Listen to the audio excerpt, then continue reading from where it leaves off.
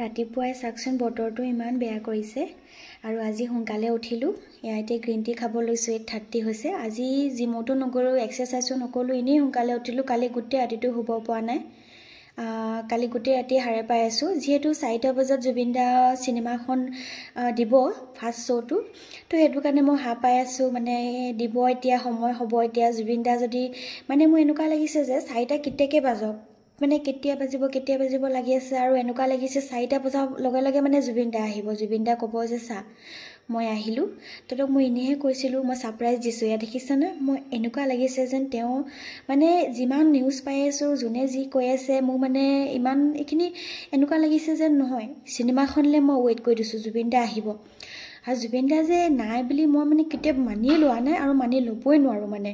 কাৰণ কেলৈ আজিও মানে মোৰ লাগি আছে যে চিনেমাখন প্ৰথম শ্ব'টো দিওঁতে জুবিন দা ওলাব ছাৰপ্ৰাইজ দিব কিন্তু নাহিলে আৰু এতিয়াও এনেকুৱা এটা অনুভৱ হৈ আছে যে চিনেমাখন যেতিয়া চলি এটাই 3 মাহ 4 মাহ 5 মাহ 6 মাহ যিমান দিনলৈকে নহওক চলি এটা জুবিন দা ওলাব ক'ব যে চা মই ওলালোঁ দেখিলিনে তো ধেমালিহে কৰিছিলোঁ এতিয়াও মনত আশা বান্ধি ৰাখিছোঁ বুকুত জুবিন দা আহিব বুলি আৰু এয়া দেখিছেনে এতিয়া আহিছোঁ ফাইনেলি আমাৰ শ্ব'টো 4টাত আছিলে ইভিনিং মই টিকেটটো এসপ্তাহ আগতে বুকিং কৰিছিলোঁ আৰু এয়া চিঠি এখন পালোঁ দিবলৈ মন কৰা নাছিলে তেওঁলোকে সকলোকে দিছে কিন্তু আমাক দিয়া নাছিলে এই কথাটো মই বহুত বেয়া পাইছোঁ তথাপিতো মই কৈছোঁ কিবা লাগে যদি কওক মই মুঠতে চিঠি এখন দিয়ক মানে কেলৈ জুবিন দা চিঠি ন জুবিন দা সৰু কিবা এটা যদি পালেও মনটো ভাল লাগে নহয় দিয়কচোন কাৰণ আগতে জীয়াই থাকোঁতে জুবিন দাকটো ভালকৈ ওচৰৰ পৰাতো দূৰৰে কথা চোৱাটো চুই চাবলৈও নাপালোঁ মানে তেওঁ যদি ভৰি দুখন চুব পালোঁহেঁতেন এবা কপালত যদি লগাব পালোঁহেঁতেন হাত দুখন যদি একেবাৰে নিজৰ মূৰত লগাব পাৰিলোঁহেঁতেন সেই ভগৱানজনক আশাৰে বাট চাই থাকোঁ আৰু কি ক'ম সেয়ে আৰু দেখিছিলে ৰাতিপুৱা একো খোৱা নাই যিহেতু সেইটো কাৰণে ভাতকে খাওঁ গ্ৰীণ টিয়ে খাই আহা ৰাতিপুৱা আৰু বহুত কান্দিলোঁ সঁচাকৈ মুভিখন সাংবাদিক গৈ পিনে তাত আছিলেগৈ মানে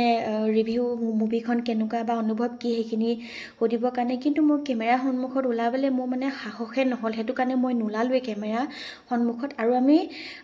আজি যিহেতু শুকুৰবাৰ হয় আৰু 31 অক্টোবৰ আজি প্ৰথম দিনাখনে আমি মুভিখন চাবলৈ আহিছোঁ প্ৰথম দিনা মানে ফাৰ্ষ্ট ডে 4টা বজাত আমি তেনেকৈ টিকেট নাপালোঁ যিহেতু এসপ্তাহ আগত টিকেট বুকিং কৰিছিলোঁ বাৰু আমি 4টাতহে পালোঁ মানে ইভিনিং তো সেই আৰু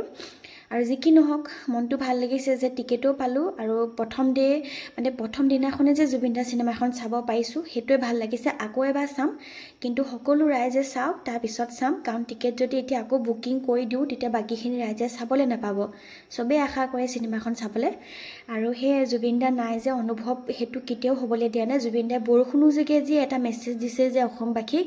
মই আছোঁ এতিয়াও আছোঁ তহঁতৰ লগতে সেই জুবিন দা বৰষুণৰ মাজতে আমাক এটা মেছেজ দিছে আৰু আজি জুবিন দা চিনেমাখন ৰিলিজ দিছে কাৰণে বৰষুণ জাকো আজি দিছে আৰু এয়া চিঠিখন ধুনীয়াকৈ বান্ধি ৰাখিম মই সেয়ে আৰু আজিলৈ